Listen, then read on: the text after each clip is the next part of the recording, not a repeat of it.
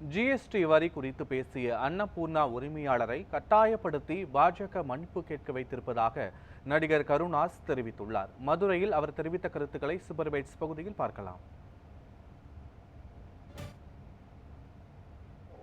பிரதிநிதியாக கலந்து கொண்ட அந்த அன்னபூர்ணாவுடைய முதலாளி அவர்கள் அடிப்படையிலே ஒரு சராசரி குடும்பத்தில் பிறந்து உழைத்து வாழ்க்கையிலே முன்னேறி இன்றைக்கு ஒட்டுமொத்த உழைப்பால் உயர்ந்த அந்த சிறு பெரு வியாபாரிகளுக்கு அவர் ஒரு பிரதிநிதியாக அந்த நிகழ்விலே கலந்து கொண்டிருக்கிறார்.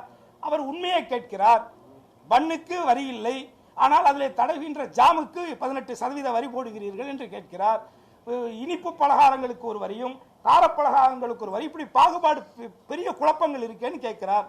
உடனே அவரை அழைத்து நீங்க அடுத்த நாள் வந்து மன்னிப்பு கேட்க வைப்பது என்பது இதுதான் பாஜக அரசினுடைய நிலை. ஒட்டுமொத்த தமிழகத்தில் இருக்கக்கூடிய அத்தனை வியாபாரிகளையும் அவர்கள் அசிங்கப்படுத்தி இருக்கிறார்கள், அவமானப்படுத்தி இருக்கிறார்கள்.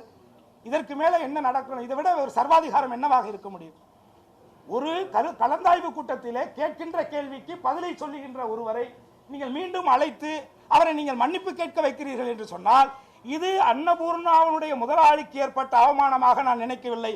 ஒட்டுமொத்தமாக தமிழகத்தில் இருக்கக்கூடிய அத்தனை குடிமக்களுக்கும் அத்தனை சிறு குறு வியாபாரிகளுக்கும் ஏற்பட்ட அவமானமாக நான் இதை கருதுகிறேன்.